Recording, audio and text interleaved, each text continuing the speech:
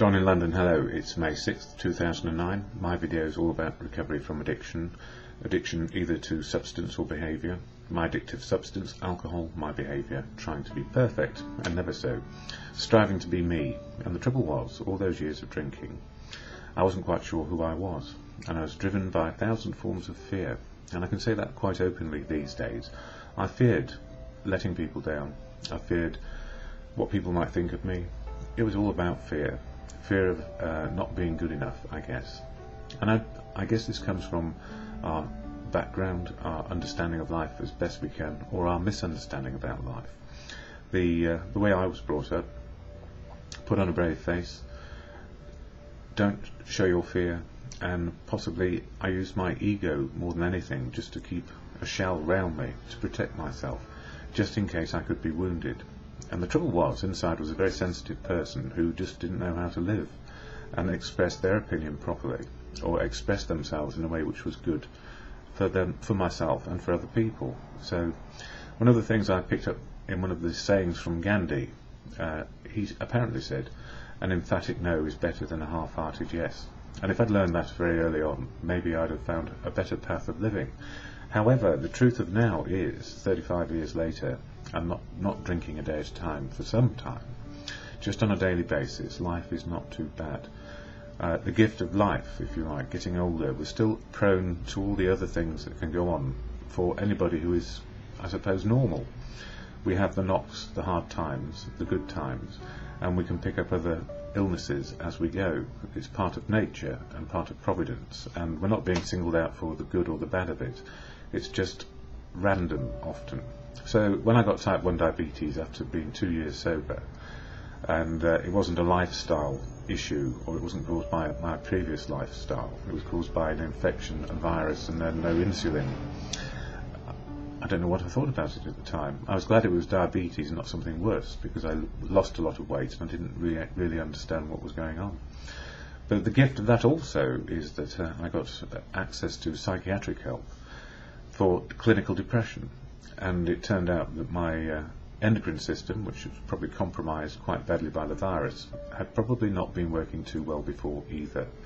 And depression is something that needs professional help often, just to tide us over to a place of tranquility, or at least accepting the good and bad of life. So recovery has its gifts. That is, we get to know what is going on for us, and if we follow medical advice, we have a better chance, as well as me being in the fellowship of AA.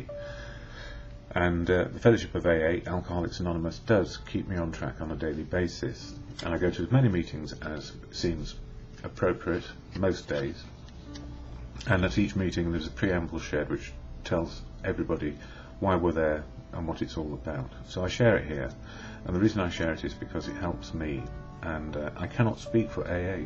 It's full of unique, authentic people who have their own views and outlooks.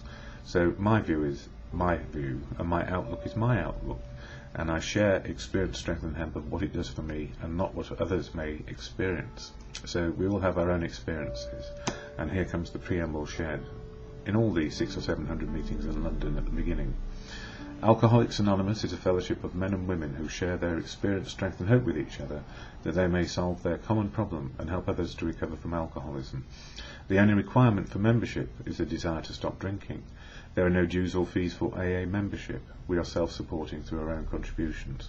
AA is not allied with any sect, denomination, politics, organisation or institution, does not wish to engage in any controversy, neither endorses nor opposes any causes. Our primary purpose is to stay sober and help other alcoholics to achieve sobriety. And that really helps me slow myself down into the moment of now and realise where am I with my life and how am I feeling. So this morning, how am I feeling? Well, how am I feeling? I feel okay. Changing relationships around me, were partnerships, a partnership becoming a friendship, changes indeed, and to the good of good living. What's different from how I experience life today to how I did in the past? It was all about me in the past, and self-obsession, and wanting to be right, and wanting to make sure I got it perfect. And the answer is we're just simply making progress if we're lucky. And the spiritual connection to now is living in reality and living in this one day. So the nature of some of my relationships have changed. And I also got an email from, I guess, a love from many years ago, and I was very gratified to get it, and also to say yes to forgiveness in all respects around all behaviour, from them to me and mine to theirs. So ironic, really, isn't it, that something happens, we get a sort of confluence of things happening at the same time, and when somebody else asks us for forgiveness, and I didn't really expect it, and I didn't really find it, I didn't know what to think actually, but immediately my immediate response was yes, of course, because we only do what we can do at the time when we're there, and we don't come with an instruction book, and if I don't come with an instruction book, surely other people don't as well. So even when a person may seem to be doing their worst to upset us, they need forgiveness as much as we need forgiveness too. So it's a two-edged thing. You can't hold grudges in life. Well, you can if you want to, but I've found that holding grudges against anybody serves no one, and it serves me least of all. So a lot of good things happened yesterday, and it was about acceptance of how life is today. I'm going to cover the readings, so just need a slurp of coffee, and I'm going for a professional appointment this morning to my psychiatrist. Part of a long-term illness like diabetes means we need to keep an eye on what is going on emotionally or mentally for us, and make sure that we're doing our best, or we're living to the best we can given the conditions we have. So that's all to the good. As Bill sees it, this one, daily reading, I wanted to do it yesterday, but I ran out of time. I'm probably going to do the same today, but we'll see how we go. It says page 94, in all our affairs. The chief purpose of AA sobriety, yes, the chief purpose of AA is sobriety. We all realise that without sobriety we would have nothing. However, it is possible to expand this simple aim into a great deal of nonsense, so far as the individual member is concerned. Sometimes we hear him say, in effect, sobriety is my sole responsibility. After all, I'm a pretty fine chap, except for my drinking. Give me sobriety, and I've got it made. As long as our friend clings to this comfortable alibi, he will make little progress with his real-life problems and responsibility, that he stands in a fair way to get drunk again. That is why AA's 12th step urges that we practice these principles in all our affairs. We are not living just to be sober, we are living to learn, to serve and to love. And, as Freud said, or whoever it was, primary things that we like most is to love, be loved, and have something useful to do. And sobriety helps us do that.